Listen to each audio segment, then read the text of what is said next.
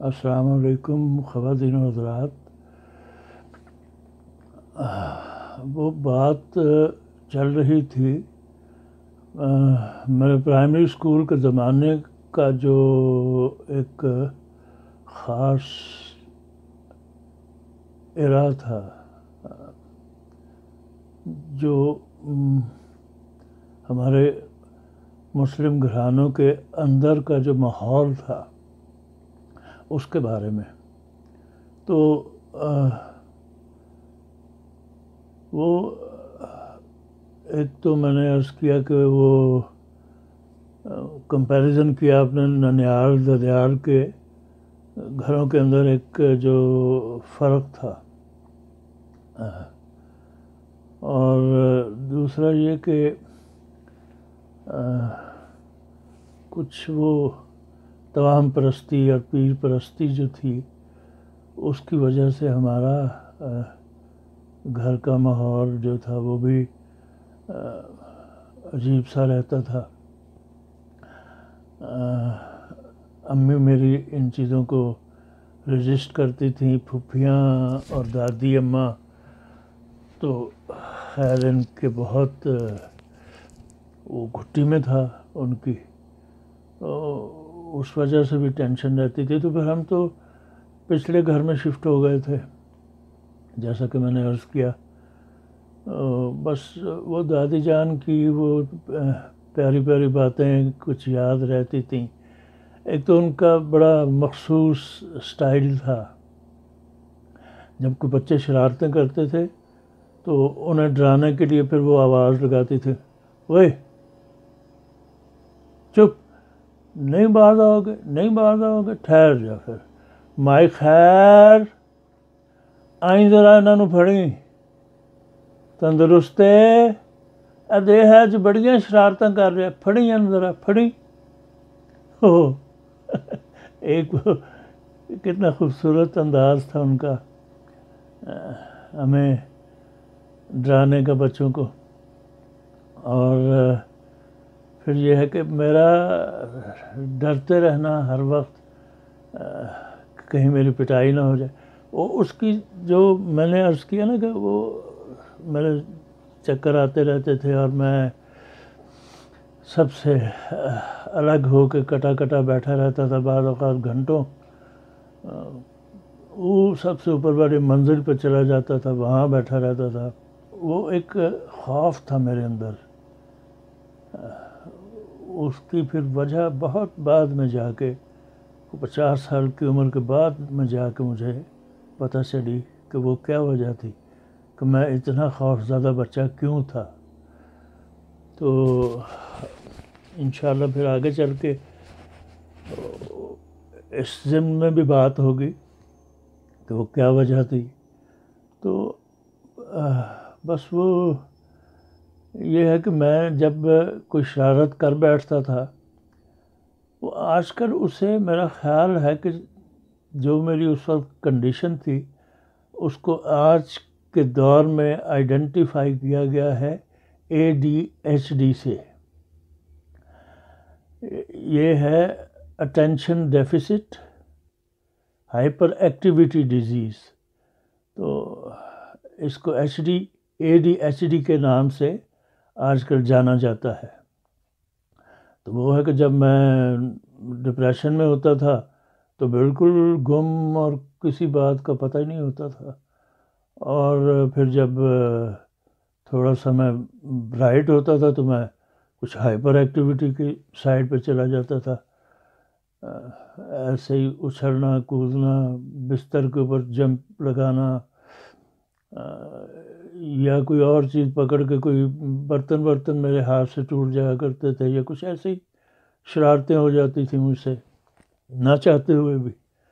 تو پھر پٹائی کے ڈر سے میں سب سے پیچھے والے کمرے میں بھاگ جاتا تھا اور وہاں جا کے مصحف پکڑتا تھا بچھا کے، تو فٹافٹ سجدے پہ سجدہ شروع کر لیتا تھا اور ہاتھ اٹھا کے دعا مانگتا تھا کہ اللہ میاں آج بچا لے، بس آج بچا لے تو مجھے پھر میں کبھی زندگی میں کبھی شرارت نہیں کروں گا، بس آج بچا لو مجھے.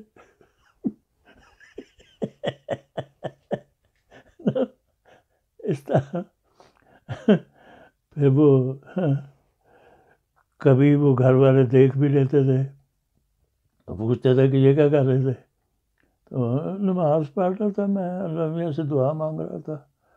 تو اچھا چلو ٹھیک ہے. اکثر میری جان چھوٹ بھی جایا کرتی تھی پٹائی سے. وہ میں نے عرض کیا کہ وہ اسی زمانے میں پھر وہ باجی فاخرہ جو میرے ایک آئٹم کی اسپانسر بن گئی ہوئی تھی، انہوں نے بڑی خالہ جنہیں ہم سب بلکہ پورا خاندان ہی انہیں ممی کہا کرتا تھا، وہ بھی بہت خوبصورت خاتون تھیں اور بہت پیاری اور دھان پان سی، بڑے نفیس کپڑے پہن کے. تو وہ باجی فاخرہ کی ساس تھیں، بھائی جان افندی کی مدر. تو وہ انہوں نے خاندان کے جو کوئی برائٹ اسٹوڈنٹس تھے ان کے وظیفے لگا رکھے تھے. تو میرا خیال ہے کہ باجی فاخرہ نے ان کو ریکمنڈیشن کی ہوگی جا کے میرا 5 روپے مہینے کا وظیفہ لگوا دیا. اس آئٹم نے مجھے بچپن میں ہی پے کرنا شروع کر دیا.